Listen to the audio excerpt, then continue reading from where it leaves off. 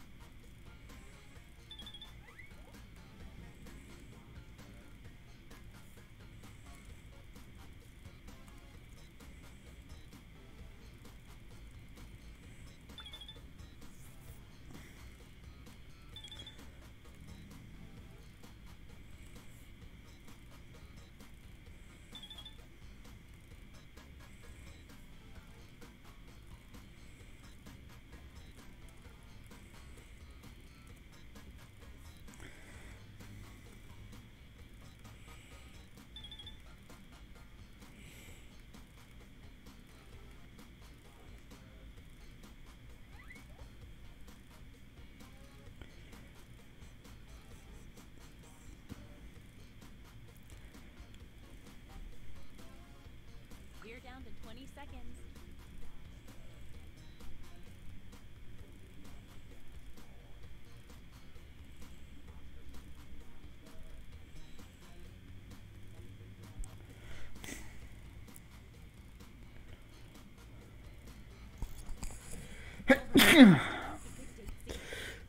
Oi. I can't watch. I'm closing my 29 eyes.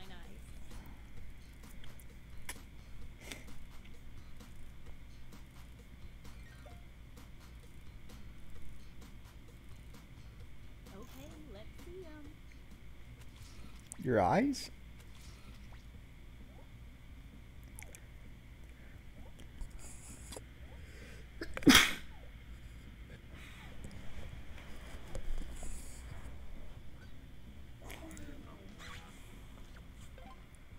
Hooray.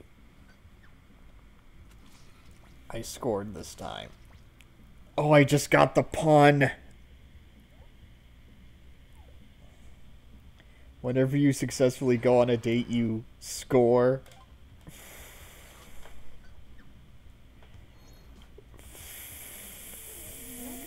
I just got the pun. Time to see your monster power.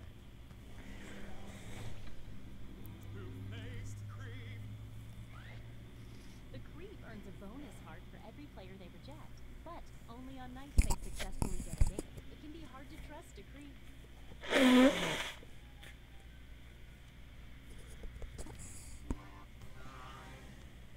It's our last night together.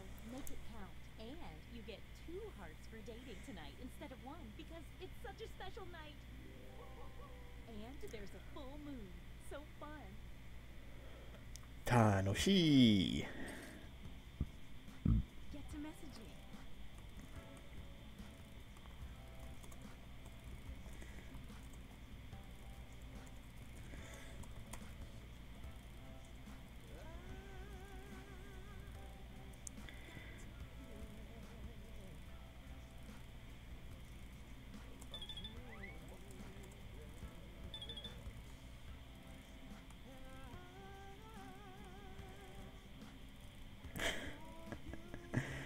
You don't even wield a band hammer.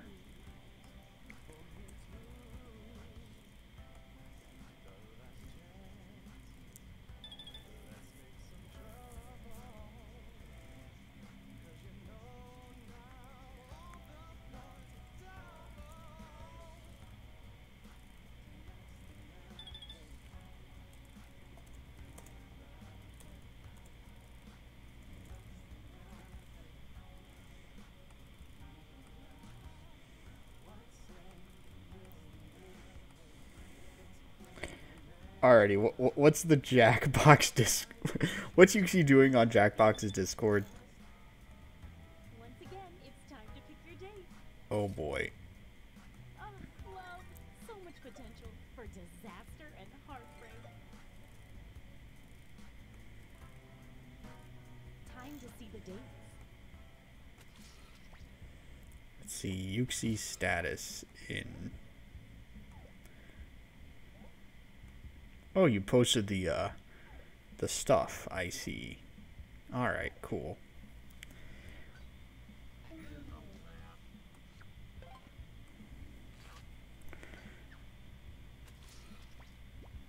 I just got an achievement called Master Dater.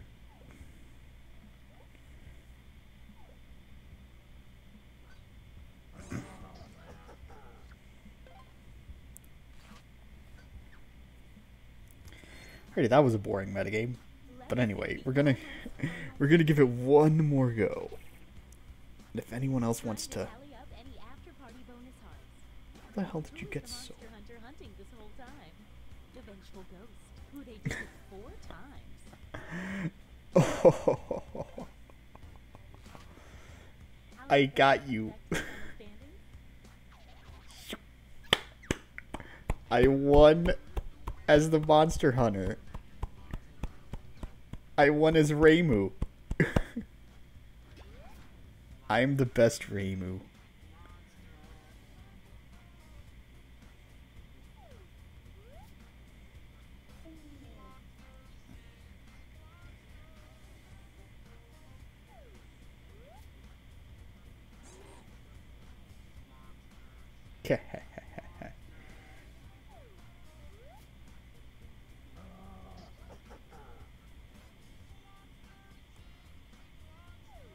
Alright. Time for some new players. But... oh, wait. Alright, so... we're gonna play the robot. Whether you like it or not. And if you don't like it, you can go study math like you're supposed to be doing. Anyway, what's the room code? Tiki. Haha, it's a tiki party.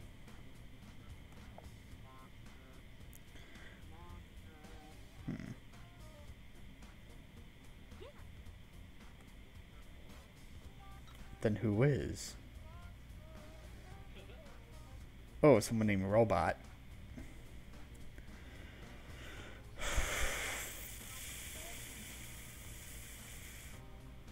Okay, I guess we're just gonna have to wait.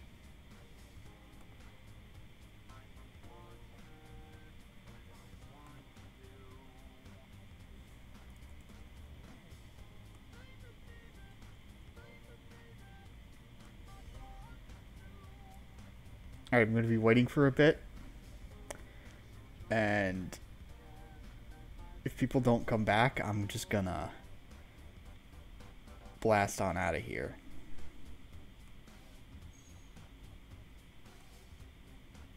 Yes, there is a Jackbox Discord. You didn't know about it?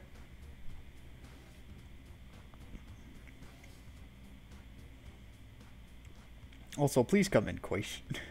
Or someone.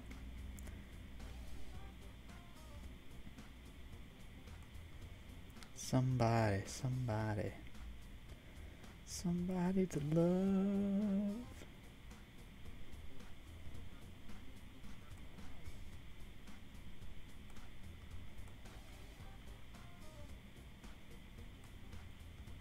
Yeah, you probably don't know about it. It's pretty obscure.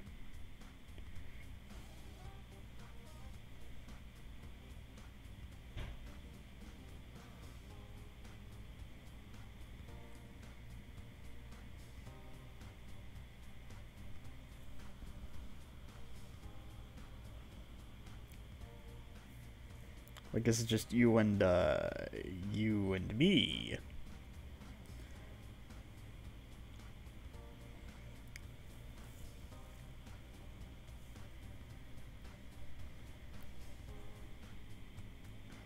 I'm gonna go check something real quick.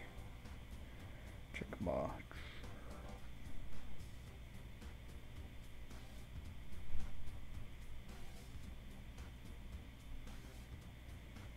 Holy crap, I just realized how much...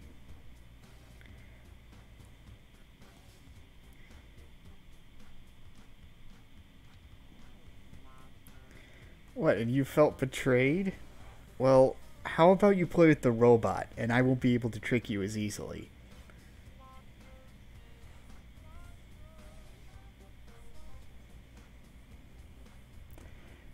But yeah, Koichi, you got bamboozled.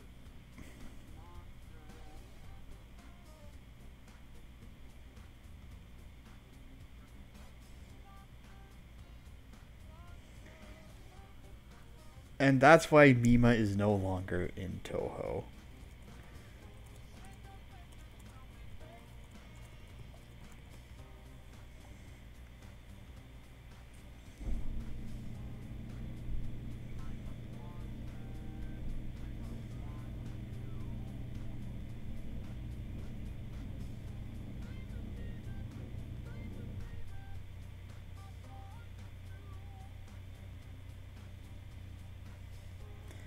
Alright, it's been an hour.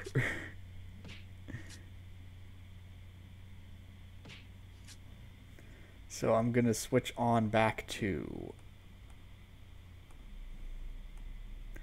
NaNoWriMo, read chapter 2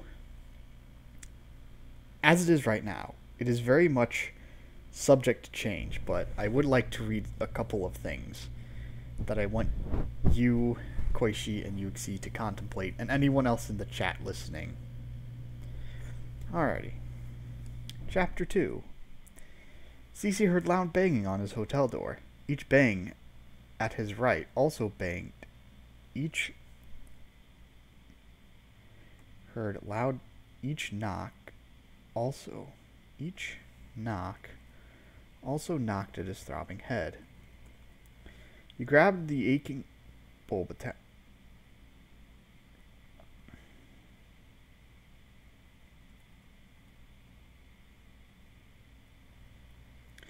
Okay. The aching, throbbing head on his neck, while lying in an unknown and suspiciously wet bed alone. His eyes shifted around behind their lids. He lifted himself onto his seat and faced the door. He let out a scream, yelling through the door to the hall. "What the hell do you want?" "Oh, good thing you're not dead," Warner said to the door. "Now open up and let me in. The plane's going home in an hour." CC carefully hinged open his eyes just enough to be able to see it all. The hotel room was covered in stains of an array of colors, a Jackson Pollock interior design of spirits and bodily fluids. Trash strewn about the room included empty bottles, broken glasses, torn clothes, small mirrors with the frames removed, bones of livestock with bits of meat and sauce left on them, a few unused condoms, an eaten chicken wing in a condom.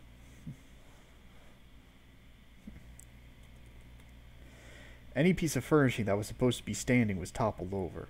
The messes created a stench stew, and the pleasant smells mixed in only complemented the nastiness of the unpleasant ones. "C.C. Prince," Warner said. "Let me in this instant, or I'm leaving you in the pigsty of a room." "Ugh," C.C. said. He stood from the bed with one thumb and forefinger, trying to rub the hangover migraine away. "Fine, Dad, I'll let you in and chew my ass again." Alrighty.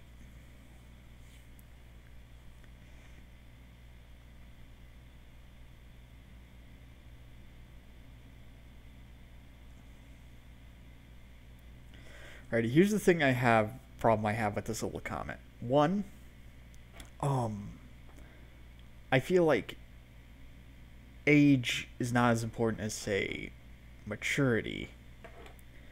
And two, we already know what C.C. Prince looks like. He has long curly hair and a boyish face and panda eyes.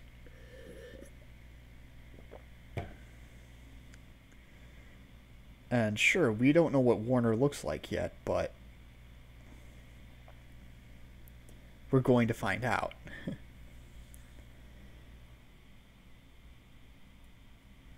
CC slapped the door, trying to grab the knob. After two more swings, his palm finally made contact with the brass and turned it. On the other side of the threshold was the first kind of person who popped to mind when I think of the term sharp-trip 50s businessman.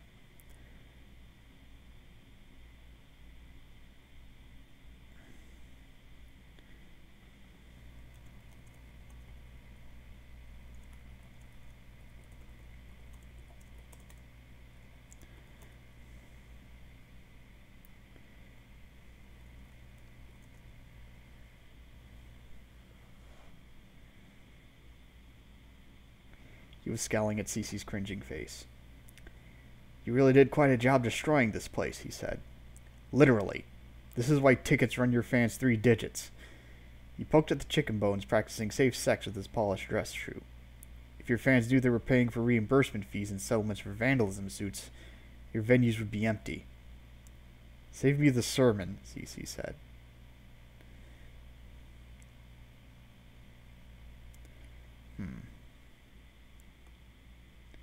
"Save me the sermon" doesn't sound like something Cece would say. "Whatever," Cece said. "Just get dressed in something that doesn't smell," Warner said while continuing to appraise the room and estimating how much money he'll have to fork over.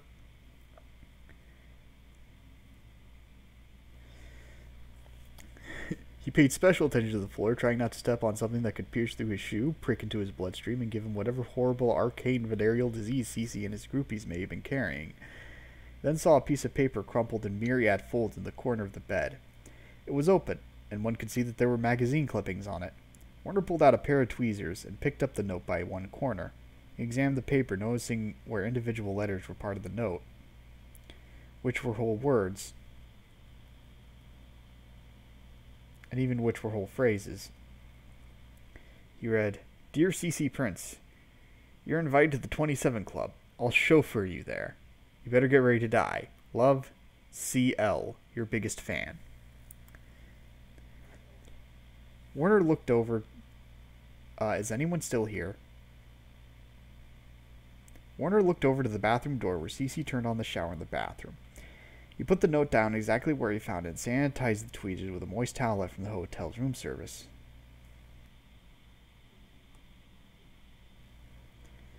He tiptoed over the bathroom door, and the shower turned off the moment he was between the two doorways. CC popped his head out with a wet mat of hair that hadn't touched any shampoo. "Is there a problem, officer?" CC said.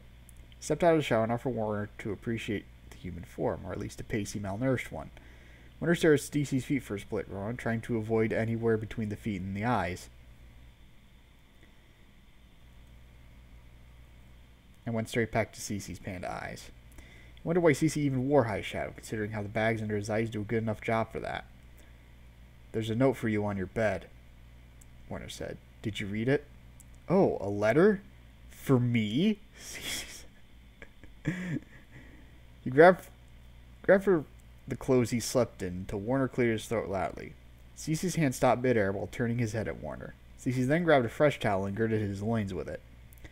"So this letter," he continued, "is it some fan's dumb mom who has nothing better to do than whine at me about how I'm brainwashing her child into oh, I'm...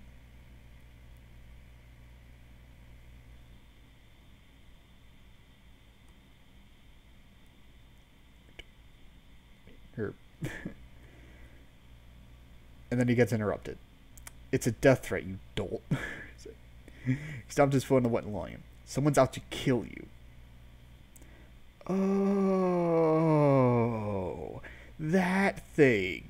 Yeah, I found that backstage next to my makeup and perfume. I stuffed it in my pocket and wanted to show it to the other guys after the show, but I didn't have the chance. How did they get out of my pants anyway?" "Oh, okay, fine. You can go about your parties not worrying about being shanked and having your body rotting in an alley."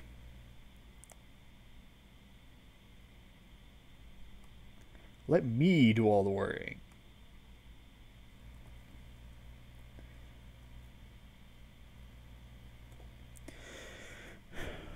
Warner stepped out of the bathroom and took one last look at the war-torn suite. "I'll be at the front desk," he told Cece. "Better not see you in yesterday's clothes when you get on the plane." He opened the door. "See you in an hour." The door slam was a whole other room for Cece, but it felt like it slammed in his face. He walked over to his luggage, taking a few steps. He heard a crackling noise under his heel and felt something give under it. Upon lifting his foot, his face reflected between the jagged lines of a cracked mirror. First dying in 1 year, he thought. Now bad luck for 7. At least that'd be what he'd worry about if he were an idiot. Cece laughed to himself and stomped on the broken mirror again. He cackled loudly and gave it stomp after stomp until under his bare heel, closing his eye and letting the shards make little cuts on his soles and having grains of glass gather at the ball of his heel.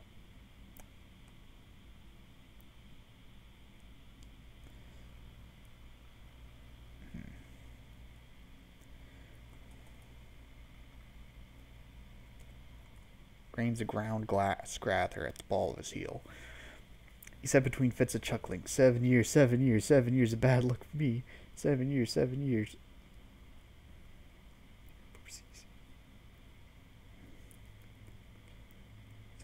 Bad luck comes to your poor CC. He's putting that in the next Bad Enough Dudes album. Actually...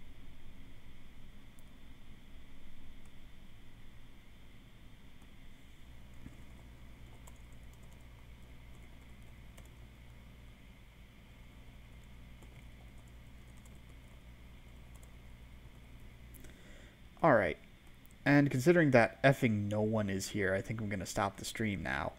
So, I guess that was very uneventful. Blah. This is Stevo the Human signing out.